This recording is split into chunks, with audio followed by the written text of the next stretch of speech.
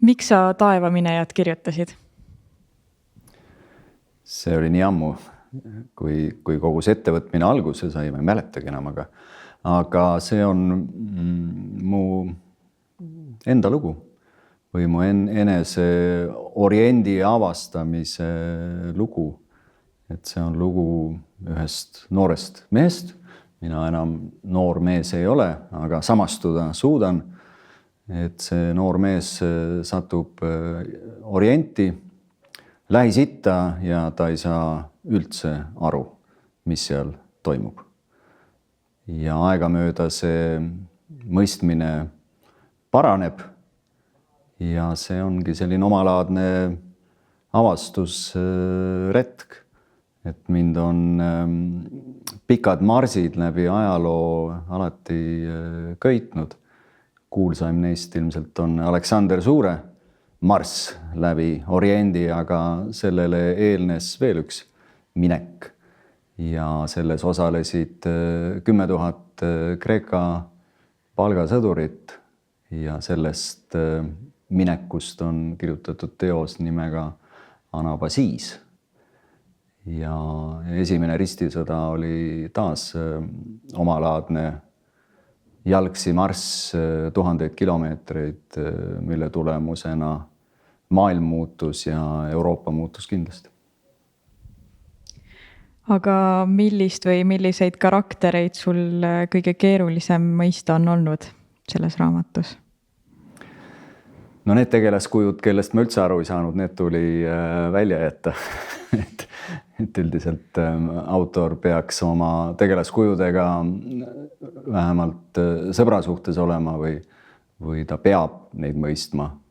Et võimalik, et tänapäeva inimesel üldse on keeruline mõista seda usulist ekstaasi, mis kaasnes palverännuga, ükskõik millise palverännuga. Aga ma arvan, et ma tulin nende tegelaskujudega lõpuks toime, et mõned jäävad isegi ellu. Aga see on üsna kaugest ajast, see tegevustik ja see lugu, kui palju ja kuhu poole inimene siis muutunud on selle 1000+ aastaga või kas üldse? Ja see ongi valus küsimus, et tundub, et inimene ei ole muutunud. Meil on küll peal kultuurikihti rohkem ja meil on informatsiooni rohkem kahtlemata kui 11. sajandi inimesel. Aga nüüd see kultuurikiht on omalaadne tuhksuhkruga kaetud kaneelisai, et kui seda saia veidi raputada, siis suhkur langeb maha ja see sama inimolend tuleb välja, kes armastab võimu ja samal ajal armastab vabadust.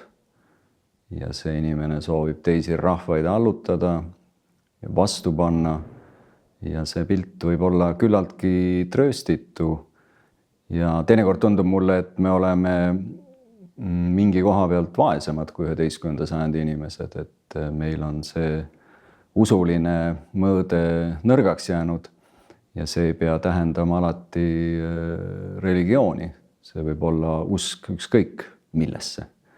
Et sellega on tänapäeval rohkem probleeme.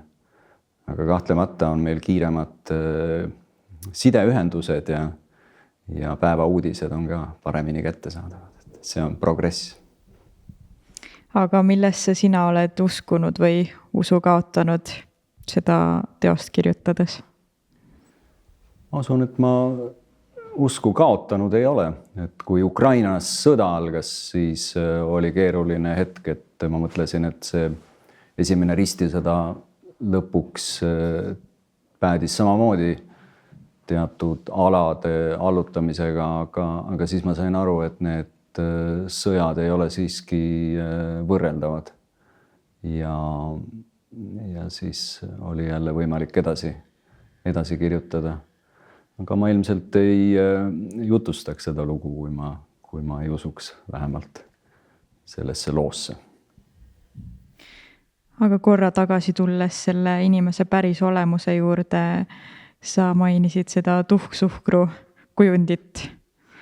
on meil siis lootust üldse muutuda või paremuse poole pusida? Ma usun küll, et on, aga see muutus ei tule kergelt ja see muutus ei tule sõnadega. Et seda ilmselt me pandeemiast oleme juba õppinud, et lubadused kaotavad kehtivuse, kui halvad ajad läbi saavad. Sellest on väga hästi kirjutanud Karl Ristikivi Mõrs ja linikus. Katk sai läbi ja pidu jätkus. Selle raamatuga tutvudes mulle jäi selline tunne, et inimene peaaegu nagu vajaks oma ellu neid proovikive, väljakutseid, ma ei tea, kiusatusi kas või. Miks see on niimoodi? Võimalik, et seal on kunstiteose loogika, et selleks, et midagi jutustada, on vaja konflikti ja tegelaskujudel on vaja enese ületust. Aga ilmselt see on osa inimlikkusest ja siin on ka omad head küljed, et need inimesed või need kaaslased, kes on kriisis kindlaks jäänud sulle või keerulises olukorras, et neid sa võid tõesti usaldada ja neile kindel olla. Et seda võib mitme nurga alt vaadata. Ma kuulan oliivipuu okste sahinat, nende kõnet. Ma püüan mõista, mida nad mulle räägivad ja kas on üldse võimalik mõista. Ümberringi on õite meri, valguse torm. Kes ütleb, mis on õige, mis vale? Preestrid? Ma ei usu neid. Ma arvan, et palveränd on vastus.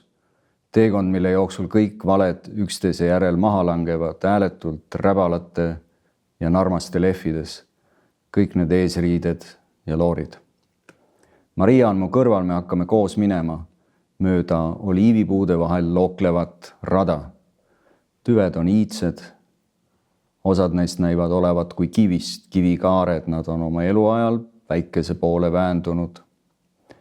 Maria seisatab puu juures, mille tüvest ulatub välja midagi piklikku. Rauatükk, sarnane sellega, mis oli taotud kloostriõues kasvanud puusse, kui me Antiookias koos isa Sekundusega piiskop Ademari ootasime. Kui me ootasime lahendust surmale määratud mehelt, kellelt haiged mehed paranemist lootsid. Ma libistan sõrmedega üle rauatüki, see on tulikuum. Maria asetab oma käe mu käele, tema sõrmed on külmad. Ta tõmbab mu käe rauatüki ümbert ettevaatlikult lahti. Seejärel nopib ta oliivipuult lehe ja ulatab selle mulle. Lehel on odaotsa kuju. Aitäh!